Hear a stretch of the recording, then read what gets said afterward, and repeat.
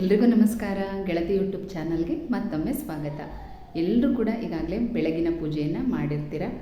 ಇನ್ನು ಸಾಕಷ್ಟು ಜನ ದೇವಸ್ಥಾನಗಳಿಗೆ ಹೋಗಿ ಬಂದಿರ್ತೀರ. ನಾನು ಕೂಡ ಬೆಳಗ್ಗೆ ಮನೆಯಲ್ಲಿ ಪೂಜೆ ಎಲ್ಲ ಮುಗಿಸಿ ಕಾಡು ಮಲ್ಲೇಶ್ವರ ಸ್ವಾಮಿ ದೇವಸ್ಥಾನ ಕೂಡ ಹೋಗಿ ಬಂದೆ. ತುಂಬಾ ಚೆನ್ನಾಗಿತ್ತು. ಅಲ್ಲಿ ಗಂಗಮ್ಮ ತಾಯಿ ದೇವಸ್ಥಾನದಲ್ಲಿ ಹೋಮ ಎಲ್ಲ ನಡೀತಾ ಇತ್ತು. ತುಂಬ ಚೆನ್ನಾಗಿ ಅಲಂಕಾರನೂ ಕೂಡ ಮಾಡಿದ್ರು. ಇವತ್ತು ಕಾಳಿ ಮಾತೆ ಅಲಂಕಾರ ಇತ್ತು. ಆದರೆ ಸಿಕ್ಕಾಪಟ್ಟೆ ರಶ್ ಇದ್ದಿದ್ದರಿಂದ ಅಲ್ಲಿ ಫೋಟೋ ವಿಡಿಯೋ ಏನು ಕೂಡ ತೊಗೊಳಕ್ಕಾಗಲಿಲ್ಲ. ತುಂಬಾ ರಶ್ ಇತ್ತು. ನಾವು ಬೆಳಗ್ಗೆ 10:30 11 ಗಂಟೆಗೆ ಹೋಗಿದ್ದಕ್ಕೆ ಮನೆಗೆ ಬರೋಷ್ಟರಲ್ಲಿ ಮಧ್ಯಾಹ್ನ 1:30 ಆಗಿತ್ತು. ತುಂಬಾ ರಶ್ ಇತ್ತು ಎಲ್ಲ ಕಡೆನೂ ಅಷ್ಟೇ. ಹಾಗಾಗಿ ಅಲ್ಲಿ ಕಾಡು ಮಲ್ಲೇಶ್ವರ ಸ್ವಾಮಿ ದರ್ಶನ ಎಲ್ಲ ತುಂಬ ಚೆನ್ನಾಗಿ ಆಯಿತು. ಮನೆಗೆ ಬಂದಮೇಲೆ ಈ ವಿಚಾರ ನಿಮಗೆ ಶೇರ್ ಮಾಡ್ತಾ ಇದ್ದೀನಿ. ಯಾಕೆಂದರೆ ಈಗಾಗಲೇ ಬೆಳಗ್ಗೆ ಪೂಜೆ ಮಾಡಿರ್ತಾರೆ. ಇನ್ನು ಸಂಜೆ ಪೂಜೆ ಯಾವ ರೀತಿ ಮಾಡಬೇಕು, ಮತ್ತು ಕೆಲವ್ರಿಗೆ ಬೆಳಗ್ಗೆ ಪೂಜೆ ಮಾಡೋದಕ್ಕೆ ಆಗಿರಲ್ಲ, ಅವರು ಸಂಜೆ ಪೂಜೆ ಮಾಡ್ಬೋದು.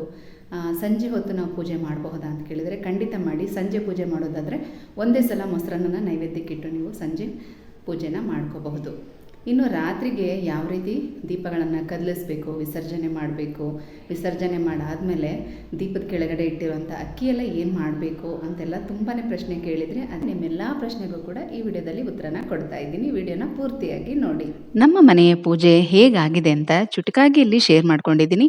ಅದ್ರ ಜೊತೆಗೆ ಸಂಜೆ ದೀಪಾರಾಧನೆ ಯಾವ ರೀತಿ ಮಾಡಬೇಕು, ಯಾವ ದೀಪಾರಾಧನೆ ಮಾಡಬೇಕು, ಮತ್ತು ರಾತ್ರಿಗೆ ಯಾವ ರೀತಿ ವಿಸರ್ಜನೆ ಮಾಡಬೇಕು ಅನ್ನೋದನ್ನು ಕೂಡ ಚುಟುಕಾಗಿ ತಿಳಿಸಿದ್ದೀನಿ. ಬೆಳಗ್ಗೆ ಅಮ್ಮ ತಮ್ಮನ ಕೈಲಿ ದಾಸವಾಳ ಹೂವಿನ ಮೊಗ್ಗನ್ನ ಕೊಟ್ಟು ಕಳಿಸಿದ್ರು. ಅವನ್ ತರೋ ಅಷ್ಟರಲ್ಲಿ ನಂದು ಬೆಳಗಿನ ಪೂಜೆ ಎಲ್ಲ ಆಗೋಗ್ಬಿಟ್ಟಿತ್ತು. ಹಾಗಾಗಿ ಸಂಜೆಗೆ ಇದು ಅರಳತ್ತೆ, ದೀಪಕ್ಕೆ ಒಂದೊಂದು ಹೂ ಇಡೋಣ ಅಂತ ಹೇಳಿ ನೀರಲ್ಲಿ ಹಾಕಿಟ್ಟಿದ್ದೀನಿ. ಆಗ್ಲೇ ಈ ಹೂವೆಲ್ಲ ಅರಳ್ಬಿಟ್ಟಿದೆ. ಸಂಜೆ ದೀಪ ಹಚ್ಚುವಾಗ ಮತ್ತೊಂದ್ಸಲ ಒಂದೊಂದು ಹೂವನ್ನ ಇಟ್ಬಿಟ್ಟು ದೀಪ ಹಚ್ತೀನಿ. ತುಂಬಾ ಚೆನ್ನಾಗಿ ಕಾಣಿಸ್ತಾ ಇರುತ್ತೆ. ಶಿವನಿಗೆ ದಾಸವಾಳ ಹೂ ಕೂಡ ತುಂಬಾನೇ ಇಷ್ಟ ಆಗತ್ತೆ.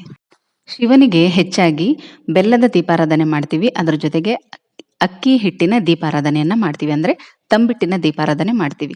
ನಾವು ತಂಬಿಟ್ಟಿನ ದೀಪಾರಾಧನೆ ದುರ್ಗಾದೇವಿಗೂ ಕೂಡ ಮಾಡ್ತೀವಿ. ಹಾಗಾಗಿ ಸಾಧ್ಯವಾದ್ರೆ ಈ ದಿನ ಸಂಜೆ ಅಕ್ಕಿ ಹಿಟ್ಟಿನಿಂದ ದೀಪಗಳನ್ನ ಮಾಡಿ, ಅಂದ್ರೆ ತಂಬಿಟ್ಟಿನ ದೀಪಾರಾಧನೆಯನ್ನ ಮಾಡೋದು ತುಂಬಾನೇ ಒಳ್ಳೇದು. ಅಥವಾ ಬೆಲ್ಲದ ದೀಪಾರಾಧನೆ ಅಂದ್ರೆ 2 ಹಚ್ಚು ಬೆಲ್ಲನ ತಗೊಂಡು ಅದಕ್ಕೆ ಅರಿಶಿನ ಕುಂಕುಮ ಎಲ್ಲ ಹಚ್ಚಿ ತುಪ್ಪದ ಬತ್ತಿಗಳನ್ನ ಇಟ್ಟು ಒಂದು ಪ್ಲೇಟಲ್ಲಿ ಅಕ್ಕಿಯನ್ನ ಹಾಕಿ ಅದ್ರ ಮೇಲೆ ಬೆಲ್ಲದ ಹಚ್ಚುಗಳನ್ನು ಇಟ್ಟು ದೀಪ ಹಚ್ಚಬೇಕು. ಮನೆಯಲ್ಲಿ ಈ ರೀತಿ ದೀಪಾರಾಧನೆಯನ್ನ ಈ ದಿನ ಸಂಜೆ ಮಾಡಬೇಕು. ಭೀಮನ ಅಮಾವಾಸ್ಯೆ ದಿನ ಸಂಜೆ ಈ ದೀಪಾರಾಧನೆಯನ್ನ ಮಾಡಬೇಕು. ತುಂಬಾನೇ ಒಳ್ಳೆಯದು. ಹಿಂದಿನ ವಿಡಿಯೋಗಳಲ್ಲಿ ಇದ್ರ ಬಗ್ಗೆ ಕೂಡ ನಾನು ಮಾಹಿತಿನ ತಿಳಿಸಿದ್ದೀನಿ. ಶುಕ್ರವಾರ ಆಗಲಿ, ಹುಣ್ಣಿಮೆ ದಿನ ಆಗಲಿ, ಮನೆಯಲ್ಲಿ ಮೊಸರನ್ನವನ್ನ ನೈವೇದ್ಯ ಮಾಡೋದು, ಬೆಲ್ಲದ ದೀಪಾರಾಧನೆಯನ್ನ ಮಾಡೋದು ತುಂಬಾನೇ ಒಳ್ಳೆ ಪಾಸಿಟಿವ್ ಎನರ್ಜಿಯನ್ನ ತಂದುಕೊಡುತ್ತೆ. ಒಂದ್ ರೀತಿ ಮನೆಯಲ್ಲಿ ಇರೋಂಥವ್ರ ಮನಸ್ಥಿತಿಗಳು ಆದಷ್ಟು ಸಮಾಧಾನವಾಗಿ ಇರುತ್ತೆ. ಮನೆಯಲ್ಲಿ ಶಾಂತಿ ಸಮೃದ್ಧಿ ನೆಲೆಸುತ್ತೆ. ಹಾಗಾಗಿ ಈ ರೀತಿ ಅಮಾವಾಸ್ಯೆ ದಿನ ಭಾನುವಾರ, ಸೋಮವಾರ ಅಮಾವಾಸ್ಯೆ ಬರೋದು ತುಂಬಾನೇ ವಿಶೇಷ. ಹಾಗಾಗಿ ಇಂಥ ದಿನಗಳಲ್ಲಿ ಸಂಜೆ ಹೊತ್ತು ಶಿವನಿಗೆ ಬೆಲ್ಲದ ದೀಪಾರಾಧನೆ ಅಥವಾ ಅಕ್ಕಿ ಹಿಟ್ಟಿನಿಂದ ಮಾಡುವಂತ ದೀಪಗಳನ್ನ, ಅದರಲ್ಲೂ ಕೂಡ ತುಪ್ಪದ ಬತ್ತಿಯನ್ನ ಇಟ್ಟು ದೀಪ ಹಚ್ಚೋದು ತುಂಬಾ ಒಳ್ಳೇದು. 2 ದೀಪಗಳನ್ನ ಹಚ್ಚಿದ್ರು ಕೂಡ ಸಾಕು. ಹಾಗೆ ಈ ರೀತಿ ನೀವು ಅಕ್ಕಿ ಹಿಟ್ಟಿನ ದೀಪ ಆಗಿರಬಹುದು ಅಥವಾ ಬೆಲ್ಲದ ದೀಪ ಆಗಿರಬಹುದು, ಈ ದಿನ ನೀವು ಹಚ್ಚಿದ್ದೀರಾ ಅಂದ್ರೆ ಅದನ್ನ ನಾಳೆ ಬೆಳಗ್ಗೆ ಹಸುಗೆ ತಿನ್ನೋದಕ್ಕೆ ಕೊಡಬೇಕು. ಅಕ್ಕಿ ಹಿಟ್ಟಿನ ದೀಪ ಮಾಡಿದ್ರು ಅಷ್ಟೇ, ಅದನ್ನ ಹಸುಗೆ ತಿನ್ನೋದಕ್ಕೆ ಕೊಡಿ. ನೀವು ಬೆಲ್ಲದ ದೀಪಾರಾಧನೆ ಮಾಡಿದ್ರು ಆ ಅಕ್ಕಿ ಮತ್ತು ಬೆಲ್ಲವನ್ನ ಹಸುಗೆ ತಿನ್ನೋದಕ್ಕೆ ಕೊಡಿ. ತುಂಬಾ ಒಳ್ಳೇದು. ಅಥವಾ ನಾವು ಅದನ್ನ ಪೊಂಗಲ್ ಮಾಡಿ ಕೂಡ ಮನೆಯವರೆಲ್ಲರೂ ತಿನ್ಬೋದು. ನಿಮ್ಗೇನಾದ್ರೂ ಅಕ್ಕಪಕ್ಕದಲ್ಲಿ ಹಸುಗಳಿದ್ರೆ ಹಸುಗೆ ತಿನ್ನೋದಕ್ಕೆ ಕೊಡಿ. ಇಲ್ಲ ಅಂತಂದ್ರೆ ಅದನ್ನ ಮನೆಯಲ್ಲಿ ಪೊಂಗಲ್ ಮಾಡಿ ತಿನ್ನಬಹುದು. ತುಂಬಾನೇ ಒಳ್ಳೇದು. ಇನ್ನು ಅಕ್ಕಿ ಹಿಟ್ಟಿನ ದೀಪಗಳು ಅಷ್ಟೇ. ನಿಮಗೇನಾದ್ರೂ ಹಸುಗಳು ಸಿಗಲಿಲ್ಲ ಅಂದ್ರೆ ಅದನ್ನ ನೀರಿನಲ್ಲಿ ಕಲಸಿ ಗಿಡಗಳಿಗೆ ಹಾಕ್ಬಹುದು. ಸಂಜೆ ಮತ್ತೆ ಇನ್ನೊಂದು ಸಲ ದೀಪಗಳಿಗೆ ತುಪ್ಪ ಅಥವಾ ಎಣ್ಣೆನ ಹಾಕಿ ಈ 2 ದೀಪಗಳನ್ನು ಕೂಡ ಹಚ್ಚಬೇಕು. ಮೊಸರನ್ನವನ್ನ ನೈವೇದ್ಯ ಮಾಡಬೇಕು. ಸಂಜೆಗೆ ದುರ್ಗಾ ಸ್ತೋತ್ರ ಅಥವಾ ಲಲಿತಾ ಸಹಸ್ರನಾಮವನ್ನ ಪಾರಾಯಣ ಮಾಡೋದು, ಕೇಳೋದು ತುಂಬಾನೇ ಒಳ್ಳೆಯದು. ರಾತ್ರಿ 9 ಗಂಟೆ ನಂತರ ಮತ್ತೊಂದ್ಸಲ ಕೆಂಪಾರತಿಯನ್ನ ಮಾಡಿ ಹೊರಗಡೆ ಚೆಲ್ಲಬೇಕು. ತುಂಬಾ ಜನ ಇದಕ್ಕೂ ಕೂಡ ಕನ್ಫ್ಯೂಷನ್ ಇರುತ್ತೆ. ಗಿಡಗಳಿಗೆ ಹಾಕ್ಬೋದಾ ಕೆಂಪಾರತಿ ಮಾಡಿರೋ ನೀರನ್ನ ಅಂತ ಕೇಳ್ತೀರಾ.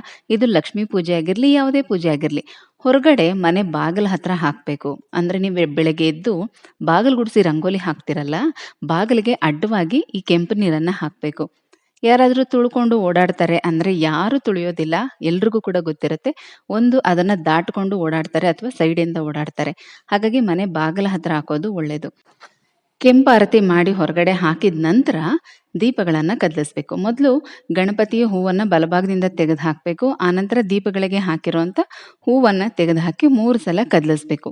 ದೀಪಗಳು ಇನ್ನೂ ಉರಿತಾ ಇದ್ರೆ ನೀವು ಕದಲಿಸಿ ಹಾಗೆ ಬಿಟ್ಬಿಡಿ. ದೀಪದಲ್ಲಿ ಹಾಕಿರುವಂಥ ತುಪ್ಪ ಅಥವಾ ಎಣ್ಣೆ ಪೂರ್ತಿಯಾಗಿ ಖಾಲಿ ಆಗೋವರೆಗೂ ದೀಪ ಉರಿಯುತ್ತೆ. ಆ ನಂತರ ತನ್ನಂತಾನೇ ಶಾಂತವಾಗುತ್ತೆ.